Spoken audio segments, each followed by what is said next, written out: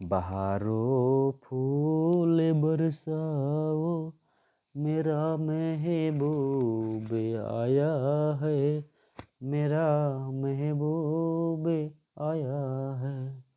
जय हिंद, वंदे मातरम। स्वागत है आप सभी का टारगेट विथ राकेश के साथ।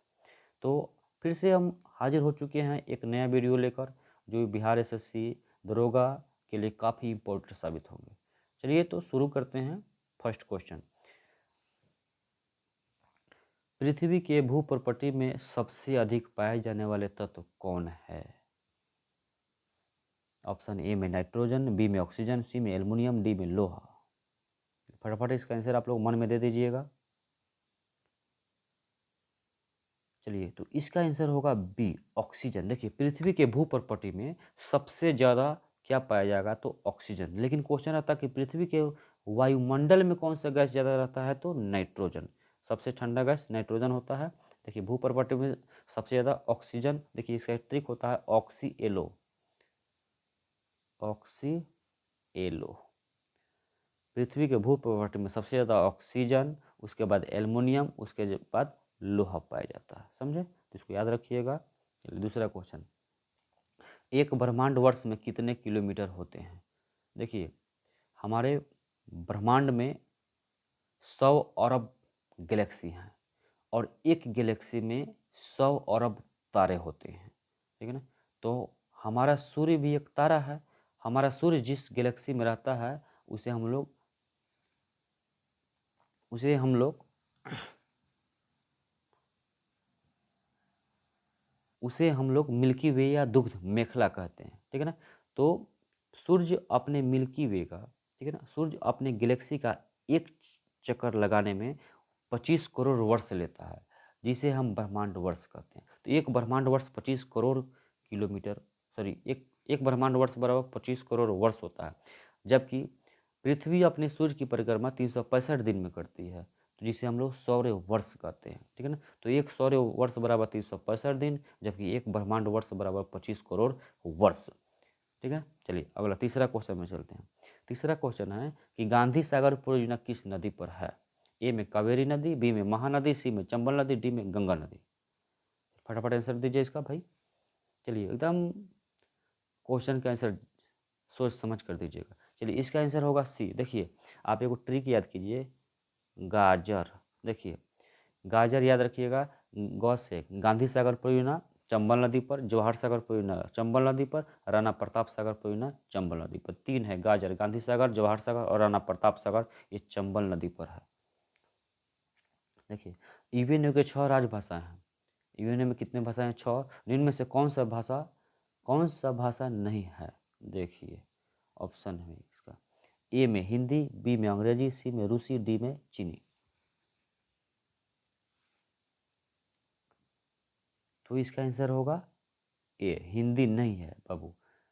ईवीएनए संयुक्त राष्ट्र संघ की स्थापना 1945 में होता है, ठीक है ना, 24 अक्टूबर 1945 को होता है। तो आप लोग याद रखिएगा, जिसमें 6 भाषाएं को ही दर्जा दिया गया है।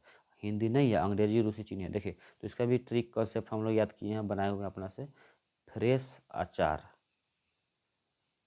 देखिए फ्रेप इसका होता है फ्रेंच, सब मिस स्पेनिश, ओमिस अरबी, chop for Chinese, raw for Russia, और एक होता है इंग्लिश। इस तरह से जोड़ लीजिएगा तो कितना होगा? 6। फ्रेंच, स्पेनिश, अरबी, चाइनीज, रसियानो और अंग्रेजी को मिलाकर 6 हो जाएगा। तो यूएनए में 6 भाषाओं को क्या मिला है? दर्जा दिया गया है भाषाएं। आगे 5वां नंबर, भारत में हिमालय की सबसे ऊंची पर्वत चोटी निम्न में से कौन है? ऑप्शन है ए में माउंट एवरेस्ट, बी में कंचनजंगा, सी में केटू गार्डविनस्टीन और डी में शिवालिक। चलिए फटाफट, रात हो चुकी है, आप लोग ईमानदारी पूर्वक इसे बनाएंगे, सोल्व करेंगे सभी क्वेश्चन। बहुत ही इंपॉर्टेंट है और ज़्यादा से ज़्यादा शेयर कीजिएगा इस वीडियो को भाई आप। चलिए तो इसका आंसर होगा डी, शिवालिक।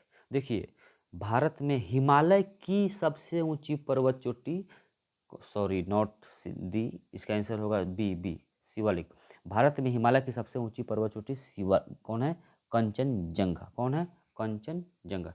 हिमालय की सबसे ऊंची पर्वत चोटी कंचनजंगा, ठीक है ना, भारत में। ऐसे अगर पूछता कि भारत में सबसे ऊंची चोटी कौन है, भारत में सबसे ऊंची चोटी कौन है? तो केटू गार्डविनास्टिन। लेकिन भारत में हिमालय की सबसे ऊंची पर्वत चोटी तो कौन होगा? कंचनजंगा, जो सिक्किम में पड़ता है। माउंट एवरेस्ट नेपाल में पड़ता है। शिवालिक की सबसे नवीनतम श्रेणी का पर्वत है। चलिए आगे। किस प्रसिद्ध संगीतकार ने तबले का आविष्कार किया था? ए में तानसेन, बी में मिर्जा गालिब, सी में अमीर खुसरो, डी में इनमें से सभी। फटाफट आंसर दीजिए आप लोग।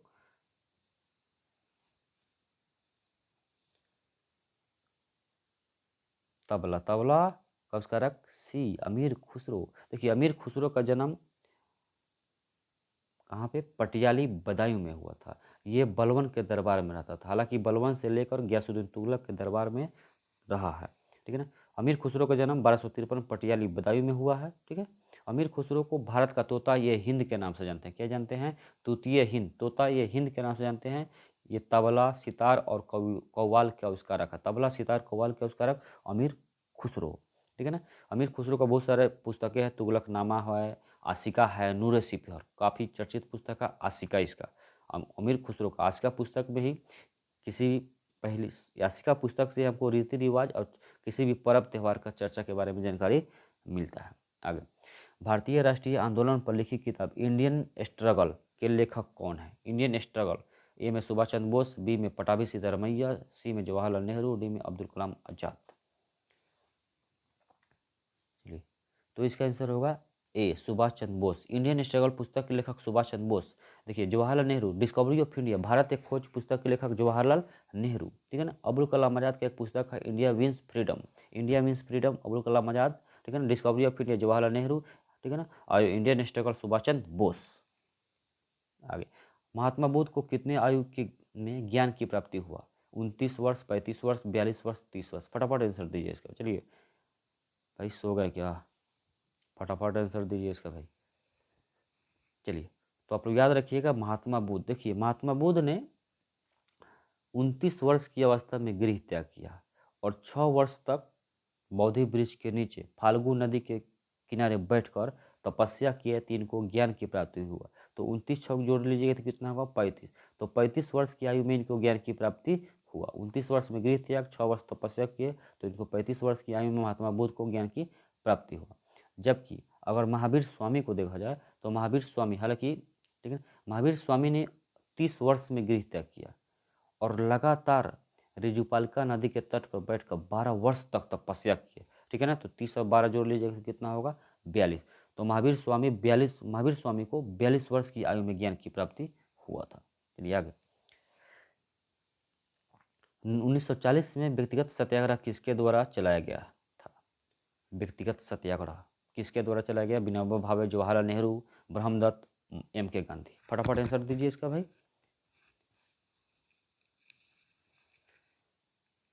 चलिए इसका आंसर होगा डी एम के गांधी, यानी कि मोहनदास करमचंद गांधी, महात्मा गांधी।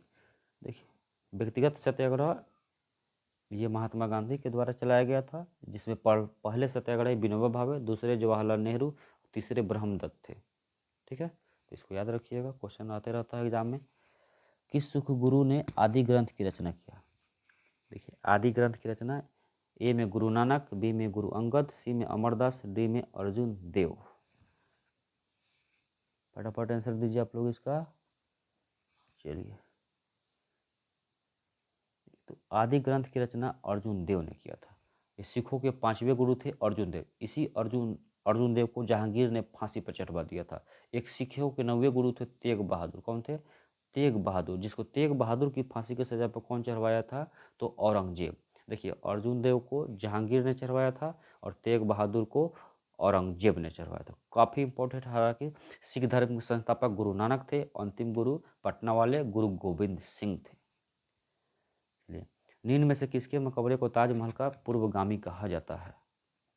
ताजमहल का पूर्वगामी ए में हुमायूं, बी में औरंगजेब, सी में बाबर और डी में जहांगीर। चलिए तो इसका आंसर होगा ए। सबसे पहले ताजमहल को शाहजहां ने बनवाया था अपनी मुमताज महल की यादगार में, जब ठीक है ना। देखिए तो ताजमहल से पहले हुमायूं के मकबरे में संगमरमर का यूज किया गया था, प्रयोग किया गया था। आप जानते हैं कि ताजमहल को बनाने में सबसे ज़्यादा संगमरमर पत्थर का प्रयोग किया गया है, तो इसलिए हुमायूं के मकबरों को ताजमहल का पूर्वगामी कहा गया है, ठीक है ना। जबकि काला ताजमहल या डुप्लीकेट ताजमहल बीबी के मकबरे जो औरंगाबाद में है उसको कहा गया है। तो ताजमहल का डुप्लीकेट बीबी के मकबरे को कहते हैं, जबकि ताजमहल का पूर्वगामी किसे कहा गया तो हुमायूं के मकबरे को कहा गया, ठीक है ना।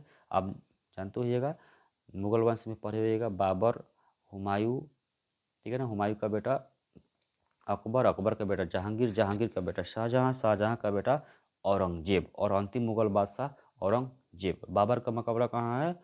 काबुल में। हालांकि शुरुआत में इसको आराम बाग में दफनाया गया था, ठीक है ना। उसके बाद बाबर का बेटा आता है हुमायूं, हुमायूं का मकबरा दिल्ली में है, ठीक है ना। हुमायूं का बेटा आता है अकबर, अकबर का बेटा, अकबर का मकबरा कहाँ है? आगरा में है, ठीक है ना। इसको यह सब मकबरा सभी याद रखिए कौन सा मकबरा कहाँ है।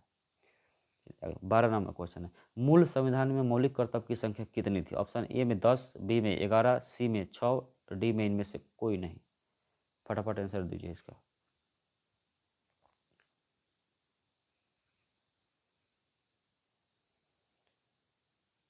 देखिएगा, इसका आंसर होगा डी, इनमें से कोई नहीं। हमारे मूल संविधान में मौलिक कर्तव्य की चर्चा था ही नहीं, ठीक है ना। मूल संविधान में मौलिक कर्तव्य था ही नहीं। 42वें संविधान संशोधन 1976 के द्वारा सरदार स्वर्ण सिंह समिति के अनुशंसा पर हमारे संविधान में मौलिक कर्तव्य को जोड़ा गया। जिस समय मौलिक कर्तव्य को जोड़ा गया उस समय मौलिक कर्तव्य की संख्या 10 थी, वर्तमान में मौलिक कर्तव्य 11 है। मौलिक कर्तव्य कहाँ से आया है? तो रसिया से आया है, आप जानते होइएगा। जबकि मौलिक अधिकार अमेरिका से आया है, ठीक है ना। ठीक है ना। हमारे मूल संविधान में मौलिक अधिकार 6 था, वर्तमान में मूल संविधान में मौलिक अधिकार 7 था, वर्तमान में 6 है। आगे, प्रस्तावना किस देश के संविधान से लिया गया है? प्रियम्बल इसको इंग्लिश में बोलते हैं। England, America, Ireland, Australia. फटाफट आंसर दीजिए इसका।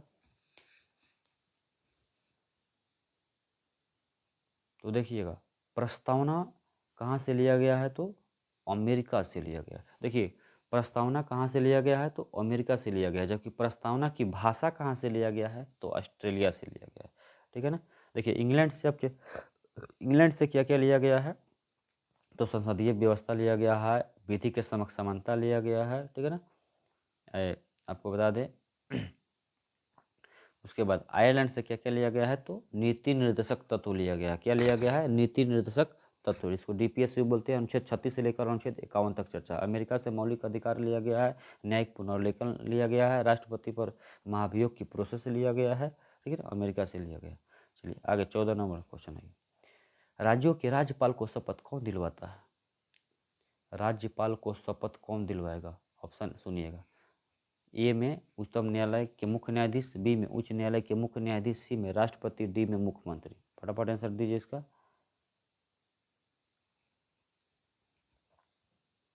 चलिए, तो इसका आंसर होगा बी। देखिए, राज्यपाल की नियुक्ति करेगा राष्ट्रपति, ठीक है ना। जबकि राज्यपाल को शपथ कौन दिलवाएगा? तो जिस राज्य के वो राज्यपाल बनने जा रहे हैं उस राज्य के हाई कोर्ट के मुख्य न्यायाधीश इनको शपथ दिलवाएंगे, ठीक है ना। तो राज्यपाल का कोई कार्यकाल फिक्स नहीं होता है, जब चाहेंगे राष्ट्रपति इनको इस राज्य से उस राज्य, उस राज्य से उस राज्य में भेज सकते हैं, ठीक है ना। राज्यपाल बनने के लिए न्यूनतम उम्र कितना चाहिए? 35। अब देखिए 35 उम्र जिससे राष्ट्रपति को बनने के लिए न्यूनतम उम्र 35 चाहिए, उपराष्ट्रपति बनने के लिए न्यूनतम उम्र कितना चाहिए? 35 चाहिए, वाइस प्रेसिडेंट और गवर्नर राज्यपाल बनने के लिए कितना उम्र चाहिए? 35। तो राष्ट्रपति, उपराष्ट्रपति और राज्यपाल बनने के लिए उम्र कितना चाहिए? 35 साल। आगे क्वेश्चन है, ग्राम पंचायत का चुनाव कराने का निर्णय कौन लेता है? बहुत ही बेहतरीन क्वेश्चन है, दिमाग सोच समझ के इसका आंसर मारिएगा। ए में राज्य सरकार, बी में केंद्र सरकार, सी में राज्य निर्वाचन आयोग, डी में राष्ट्रपति।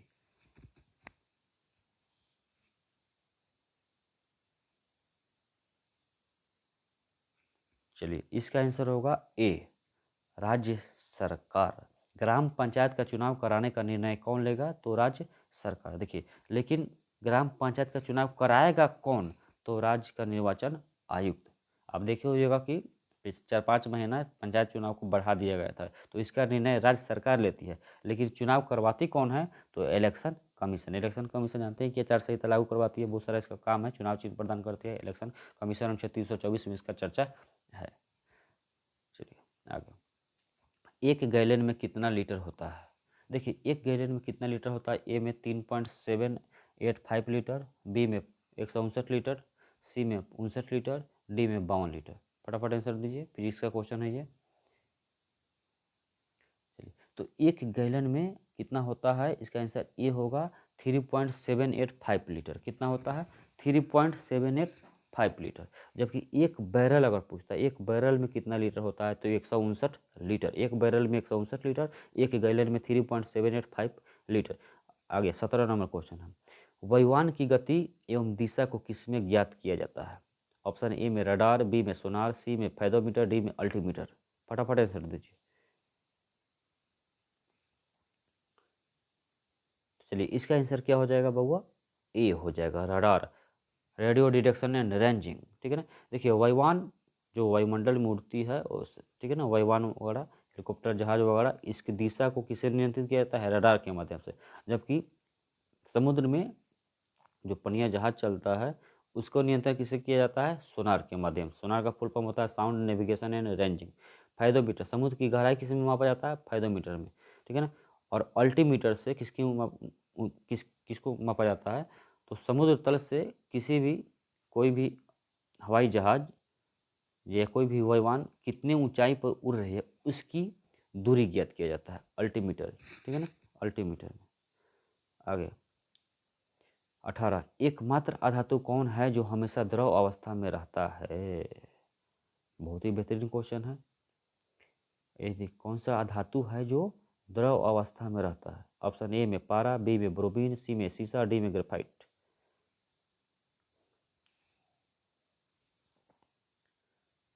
चलिए, इसका आंसर होगा बी, ब्रोमीन। देखिए, 4 क्वेश्चन है, चारों से बहुत ही बेहतरीन आंसर क्वेश्चन आता है। देखिए, पारा क्वेश्चन, इससे क्या बनेगा? तो कहेगा एकमात्र धातु कौन है जो द्रव अवस्था में रहता है? पारा। एकमात्र अधातु कौन है जो द्रव अवस्था में रहता है? ब्रोमीन। एकमात्र धातु कौन है जो विद्युत का कुचालक है? सीसा। एकमात्र अधातु कौन है जो विद्युत का सुचालक है? ग्रेफाइट। ये चारों क्वेश्चन ना बहुत पूछता है, इसको आप नोट्स डायरी में नोट्स कर लीजिए फटाफट। ये क्वेश्चन हमेशा एग्जाम में आता है। फिर से इसके निकलाते हैं। एकमात्र धातु कौन है जो द्रव अवस्था में रहता है? पारा। एकमात्र धातु कौन है जो द्रव अवस्था में रहता है? ब्रोमीन। एकमात्र धातु कौन है जो विद्युत का कुचालक होता है? सीसा। एकमात्र अधातु कौन है जो विद्युत का सुचालक होता है? ग्रेफाइट। चलिए फटाफट आगे आइए। निम्न में किसमें कान का अध्ययन किया जाता है? कान का। ओलोलॉजी में, ओटोलॉजी में, ओडोंटोलॉजी में, डर्मेटोलॉजी में, किस में? फटाफट इसका आंसर दीजिए आप लोग सोच समझ कर।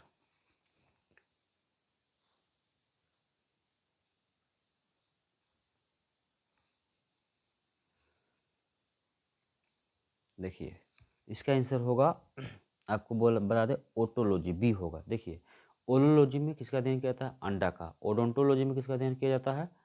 तो दांत का। डर्मेटोलॉजी में किसका अध्ययन किया जाता है? तो त्वचा का। डर्मेटोलॉजी में किसका अध्ययन किया जाता है? त्वचा का। फिर से स्कैनिंग कीजिए।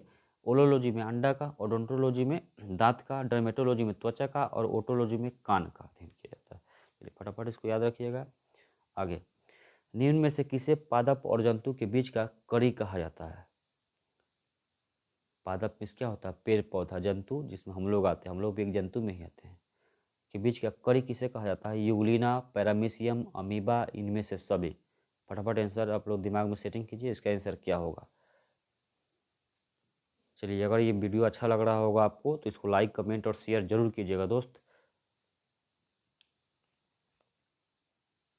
चलिए, तो इसका आंसर यूग्लिना होगा। देखिएगा, दिन में यूग्लिना पेड़ पौधों से अपना भोजन का निर्माण कर लेता है, जबकि रात में ये अपना भोजन कीड़े मकोड़ों को खाकर पूरा कर लेता है। इसीलिए इसको पादप और जंतु के बीच का कड़ी कहा जाता है। ठीक है ना। यूग्लिना, यूग्लिना एक कोशिकीय जीव है जो प्रोटोजोआ समूह में आता है। ठीक है ना। पैरामीशियम और अमीबा भी एक कोशिकीय जीव ही है। तो यूग्लिना, पैरामीशियम, अमीबा एक कोशिकीय जीव है जो प्रोटोजोआ संघ में आते हैं। आगे 21 नंबर, निम्न में कौन सा बीमारी प्रोटोजोआ से नहीं होता है? देखिए प्रोटोजोआ से क्वेश्चन पूरा पढ़िएगा, नहीं होता है। ए में पेचिस, बी में कालाजार, सी में मलेरिया, डी में प्लेग। फटाफट आंसर बोलिएगा आप लोग भाई। चलिए इसका आंसर होगा डी, प्लेग। प्लेग को काली मौत बोला जाता है। प्लेग जो होता है बीमारी, ये बैक्टीरिया से होता है। किसे होता है? बैक्टीरिया। बैक्टीरिया से होने वाले बीमारी कौन कौन है? डीप सिटी का कुटनी है, ट्रिक है, कंसेप्ट है। आप ऑफलाइन बैच में पढ़े होइएगा। मेरा ऑफलाइन बैच भी चलता है। मुजफ्फरपुर जिले के अंतर्गत साहेबगंज एक प्रखंड है। साहेबगंज में ब्लॉक गेट माई स्थान मंदिर के बगल में त्याग कॉम्पिटेटिव क्लासेज मेरा ऑफलाइन बैच चलता है वहाँ पे, ठीक है ना। सभी स्टूडेंट के सिफारिश पे मैं ऑनलाइन वीडियो लेकर आया हूँ। चलिए तो देखिए इसका आप आंसर बता दी। इसका आंसर क्या होगा? प्लेग। देखिए अब प्रोटोजोआ से होने वाली बीमारी, तो एक ट्रिक है, पे काम सोप। पे काम सोप। देखिएगा, पे फॉर पेचिस, का फॉर कालाजार, म फॉर मलेरिया, सोप फिर सोने की बीमारी। क्या होता है? सोप फॉर सोने की बीमारी। तो पेचिस, कालाजार, मलेरिया, सोने की बीमारी याद कर लीजिए। पेचिस, कालाजार, मलेरिया, सोने की बीमारी जो होता है प्रोटोजोआ से होता है। आगे क्वेश्चन है, राष्ट्रीय महिला दिवस कब मनाया जाता है? 13 फरवरी, 8 मार्च, 25 जनवरी, 12 जनवरी। चलिए फटाफट इसका आंसर दीजिए। क्वेश्चन सोच समझ कर दीजिएगा आंसर, क्वेश्चन का जवाब। 13 फरवरी, 8 मार्च, 25 जनवरी, 12 जनवरी। चलिए इसका आंसर होगा बाबू 13 फरवरी। भारत का नाइटिंगेल ऑफ इंडिया, भारत की बुलबुल सरोजिनी नायडू को कहा जाता है। सरोजिनी नायडू के जन्म दिवस को हम लोग राष्ट्रीय महिला दिवस के रूप में मनाते हैं, जिनका जन्म दिवस 13 फरवरी को मनाया जाता है। जबकि अंतर्राष्ट्रीय महिला दिवस 8 मार्च को मनाया जाता है। 25 जनवरी को राष्ट्रीय क्या मनाया जाता है? मतदाता दिवस। 25 जनवरी को राष्ट्रीय मतदाता दिवस मनाया जाता है। 12 जनवरी को राष्ट्रीय युवा दिवस, स्वामी विवेकानंद के जन्म दिवस के शुभ अवसर पर मनाते हैं, ठीक है ना। तो 13 फरवरी राष्ट्रीय महिला दिवस, 8 मार्च अंतर्राष्ट्रीय महिला दिवस, 25 जनवरी वोटर डे यानी कि मतदाता दिवस, 12 जनवरी राष्ट्रीय युवा दिवस। चलिए आगे, किस राज्य ने पशुओं के लिए देश का पहला एम्बुलेंस नेटवर्क शुरू करने का निर्णय लिया है? देश का पहला एम्बुलेंस नेटवर्क शुरू करने का निर्णय लिया है आंध्र प्रदेश, तेलंगाना, बिहार, उड़ीसा। फटाफट आंसर दीजिए। चलिए इसका आंसर होगा आंध्र प्रदेश। आंध्र प्रदेश की राजधानी अमरावती, तेलंगाना की राजधानी हैदराबाद, बिहार की राजधानी पटना, उड़ीसा की राजधानी भुवनेश्वर। इसको याद रखिएगा आप लोग। आगे 24, भारत के सर्वोच्च न्यायालय के मुख्य न्यायाधीश कौन है?